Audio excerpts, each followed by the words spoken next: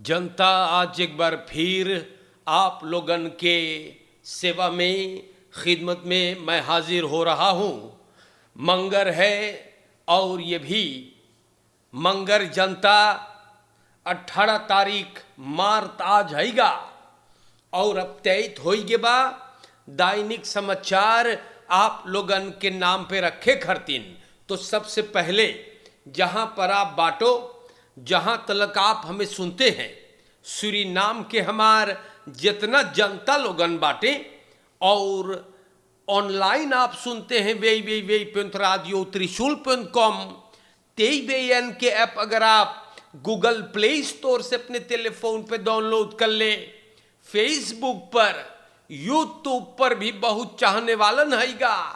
जनता television कनाल 20.6 के जरिए से हम आप लोगन के खिदमत करीला और सभी को बताइए आपकी दैनिक समाचार यूट्यूब पर अपलोड होता है।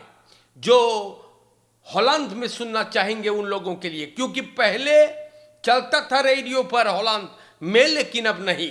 तो यूट्यूब पर लोगों को आप जरूर फरमाइश करें, आपको याद करते हैं और बहुत से प्यार आपको दिया जाता है। सब कोई के अस्सलामो अलैकुम व रहमतुल्लाहि व बरकातुहू, नमस्ते, सबकी राम राम, खुद नाफंद खुद मेरा खौर। इंशाअल्लाह यही उम्मीद है जनता कि आप लोगन बहुत मोई से हो योजा। आपके घरे अगर आज कोई फरियारी है, खुशी की बात भइल हैगा, तो बधाई मुबारकबादी के आप हकदार होते हो। बीमार बाटो घरे या सिकनहाइश में, तो आपके तंदुरुस्ती के लिए दुआ प्रार्थना है। कोनो आपके परिवार में गुजर गए तो हम लोगन आपके दुख में शामिल बाटी। सूरीनाम में आइलो है तो स्वागत है। सफर करेंगे तो आपके सफर में आसानी हो जाए। आज वेर बरेख्त बोले है फन अलसवत सन वॉल्कन एन रेखल, तो जनता आज बोले मोक्सी पातू, बोले बादल रही, धूप रहेगा और शाम में हो सके बारिश भी होगा। बारिश पर कांस तनी कमती बा 30% और टेम्परेचर चढ़ के 32 खराद हो जाएगा। तो ये वेर बरेख्त हम आप लोगों को बतैली हैगा।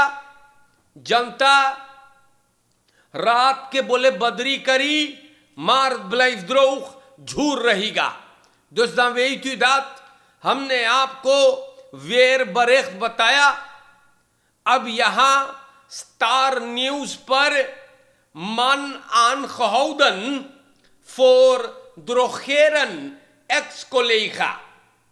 तो जनता हम तनी आपके बताई ऐसी फैफन देर तखियार के हैगा और एक मानदाख के पॉलिसी उठा लेंगे।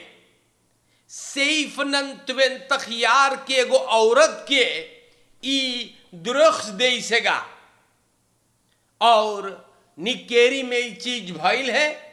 औरत नालिश करिसबा, ये औरत बताइस कि ओकर एक्स को लेखा ऐसी ओके दुकान ले गे कुछ पीने के लिए खरीदने के वास्ते।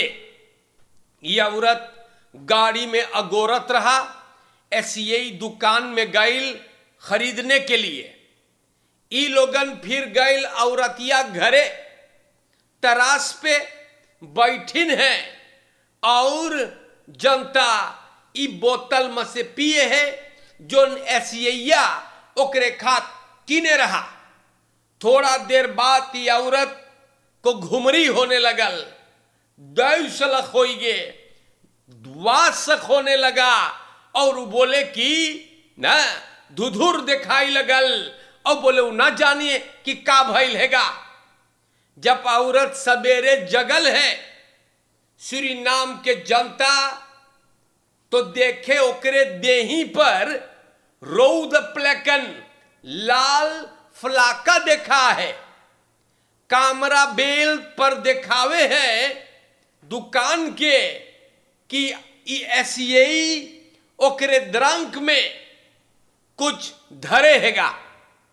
गाड़ी में जाने से पहले लैब टेस्ट हुआ है और सुनने में आयल है ये बात सामने कि औरत के द्रंक में द्रव्य रखल गए रहा। एसआई गिरफ्तार है और जनता और आगे छानबीन हो रहा है।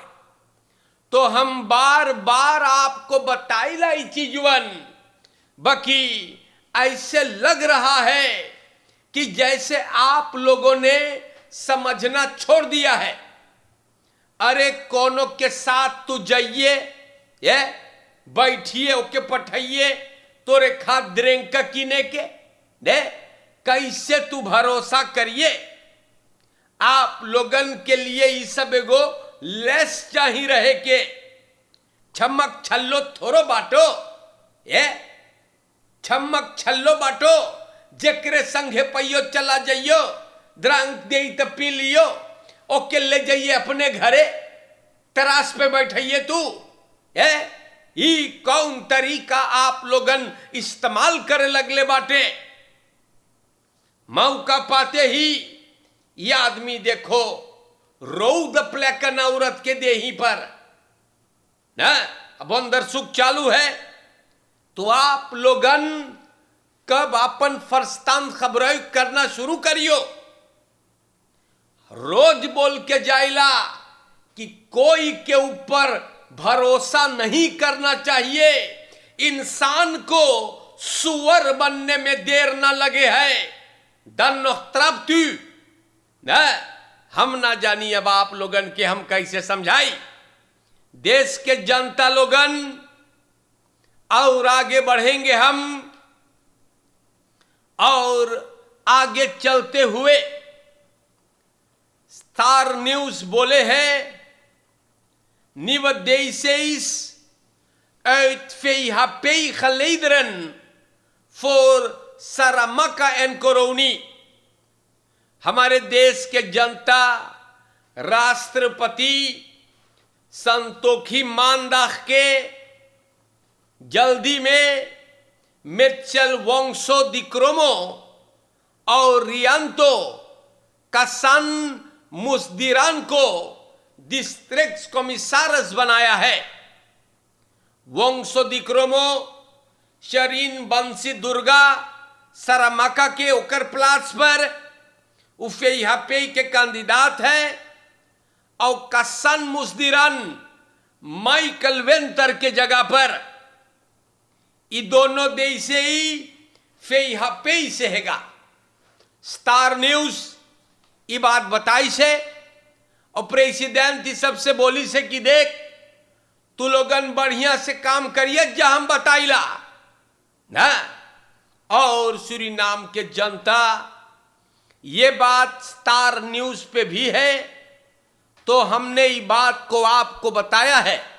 या स्टार न्यूज पर कुछ और बातें हम आप लोगन के नाम पे रखते हैं।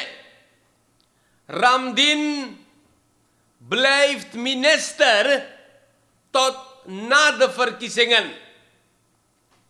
termijn John Haiga Albert Ramdien के als secretaris-generaal van de Organisatie van Amerikaanse Staten 26 mei को शुरुआत होगा। 25 मई अब सूरीनाम में रही जाएगा स्टेम करे। 1 मई तक अब अल्बर्ट रामदीन लांस साक का मिनिस्टर रही, और सूरीनाम के जनता ये बात हम आप लोगन के नाम पे रख देली। काम्पाया फरकिसेंग के लिए ना 4,2 मिलियन SRD लगा है, और न 100 मिलियन जोन लकड़ पेच लोगन बोले हैगा। या तो पगला और झक्की लोगन के बात आप लोगन ना सुने। सूरीनाम के जनता एकरे बारे में जिक्र भइल स्टार न्यूज पर, तो मैंने ये बात को आपके नाम पे रखना जरूरी समझा हुआ हूं। और आगे बढ़े हैं आपको लेकर के। स्टार न्यूज से अब हम आई गईली हैगा वातरकांत.नेट पर। या अब यहां पर देखो, ऑटोमोबिलिस्ट बस्तौलन ना आनरेडिंग त कसबा ओलो। तो खाली तमाशा ही देशवा में हम बताइला द्रियन तखियार के ऑटोमोबिलिस्ट मतलब जो गाड़ी चलाता है, मान राख के कल शाम को एक सबन चोरी किया है आनरेडिंग के बाद कसबा ओलो और फन अमरन वह के हुकू पर सलाख तोफर बोले फरदाख्तन बगैर वापन के रहले और आनरेडिंग के बाद तक दौसंत असर दे 1 बोतल गोल्ड लेबल 3 बोतल ब्लैक लेबल कागज ओतो के लेके सब भगे। और वे तो इस पिकअप में ये लोग ले सुख की तरफ भगा। फ्लुख्त के सिपाही आन खिफ्त ले सेगा एन ई लोगन के तलाश होगा। तो देखो कैसन कैसन नीच लोग है भाई।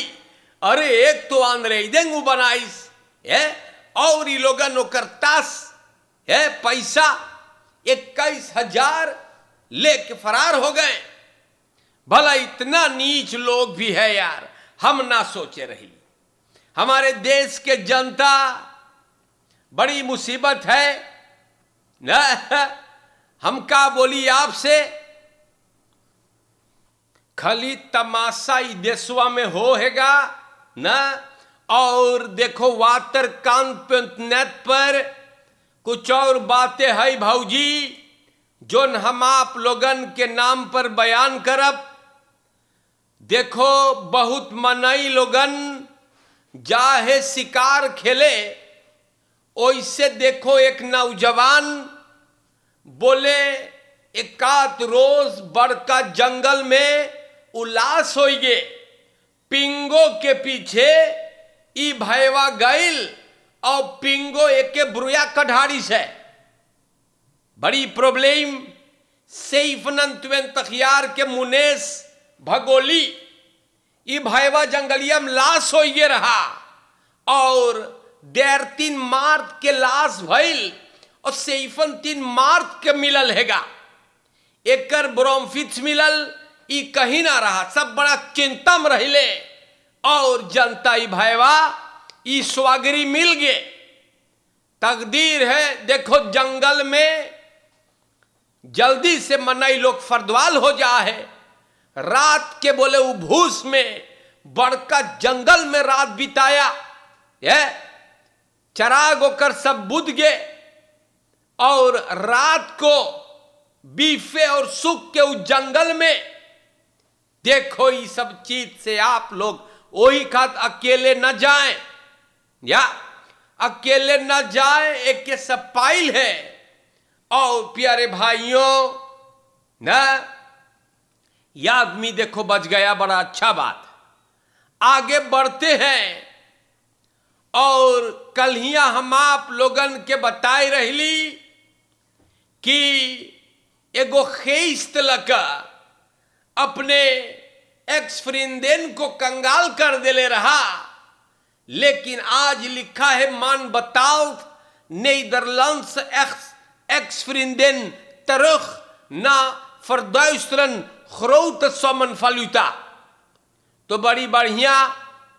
पहले ये आदमी मांगत रहा चलाक खेले ना और ई फ्राई एक को तू उठाई ले गे रहा बकी छोड़ दे से पाउंडा थी पैसवा भर दे सेगा।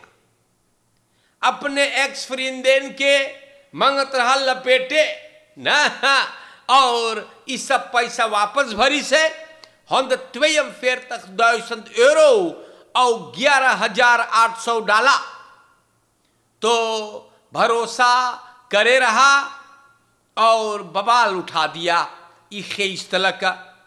तो आप लोगन कौनो पगला झक्की औला बौला के हर हारिम न जइयो न, कारण कि आएंगे आपके लिए अपना मुसीबत को दूर करने के लिए। फरलिफ्ट हो गया रहा मौसी स्मोर फरलिफ्ट फ्राउ, बड़का बड़का पैसा ई पगली औरत ना अपने माई बाप के पैसा बलख करने लगी। अरे भला इसे कोई करे है, न जान न पहचान, मैं तेरा मेहमान, ई कौन तमाशा। देश के जनता आजकल वही हो रहा है जो नहीं होना चाहिएगा। अब सुषमा बहादुर, इस सुषमा बहादुर जाने का बोले है, बोले ब्रुंसविक is mein Idol. Hij is een voorbeeldfiguur voor mij. तो सूरीनाम के जनता ई औरत के हम का बोली, सुषमा बहादुर बोले है कि ब्रुंसविक के को फोरबेल्ट फिगर है।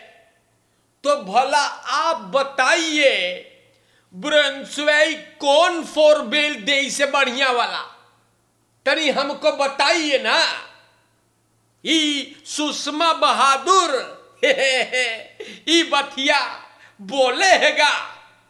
हम हरदम आप लोगन से बतावल करीला कि पॉलिटिक में मनई लोगन बहुत नीचे गिरेंगे,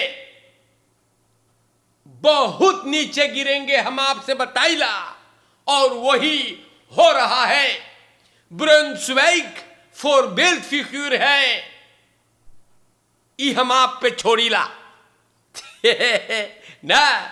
बड़ी हंसी आवत है हमका ना। सुषमा बहादुर हम ना जानी बीमार है, क्यों कर तंदुरुस्ती ना मोई है ना, लेकिन ये हमका पढ़ीला, हमार जनता खली तमाशा लिखल है ना। तो देश के जनता लोगन पॉलिटिक में हम बताइला बड़ी रत्सोई हो है ना। मैन कॉम्ट मेट अलमाल रोमल हमारे भाइयों ना। पॉलिटिक में जैसे मूड़ी में घास भर गए बा। देश के जनता हम हरदम आप लोगन के समझैली बाटी, औला बौला झक्की गंजेड़ी ना, जोंकी फोंकी स्मोको जोन करे है, ई सबके हर हारिम न जइयो ना। ख्याल करियो के आप अपन वोट दी हो। एक ही अल्टरनेटिव हैगा हमारे भाइयों, एक ही है, न जइयो चपरहन के दे दियो वरना बबाल हो जाई। हमारे देश के जनता यहां पर एनडीपेयर दादा ये दादा कहां से पैदा होइगे और सूरीनाम के जनता ये दादा है और दूसरा लकड़पेच दो ना। तो इन लोगों का जो नाम है यही इन लोगों के बारे में सब कुछ बता देता है। दादा और दो, और दादा प्रेसिडेंट से सॉरी बोले, omdat i beledigende uitlatingen करे रहा प्रेसिडेंट के बारे में। और का बोले रहा, बोले president एसेन टेक्सानी na India so con low Boleh kau dispelanit make president nanga den feiha payers na Suden संग तो ये खराब चीज बोले रहा लुको ना दादा तकसो तो दादा अपन मुंह के ढेर काम देइस और एकर पिछवरवा जब गरम लगल तो ये गदहा बद दिमाग बेसहूर ना अब सॉरी बोलता है ना तो यही हैगा एनडीपी का यही सिद्धांत है ना बेसहुरैपन ना om beschofd gedrag wakaman gedrag गाली देना kracht termen gebruik करना एनडीपी का यही सिद्धांत है ना और दादा और दो दादा और दो के जोन जर्नलिस्ट या इंटरव्यूअर जाहे इंटरव्यू करे ई लोगन के भी चाहिए अपन इलाज करावे के कारण कि दिमाग जो है ई लोगों का भी हिलल है। अरे ऐसन मनई के इंटरव्यू करल जा है? कौन चिबाऊ लोगन उ लोग का करिल है इतना विशाल कि उ लोग के इंटरव्यू हो है?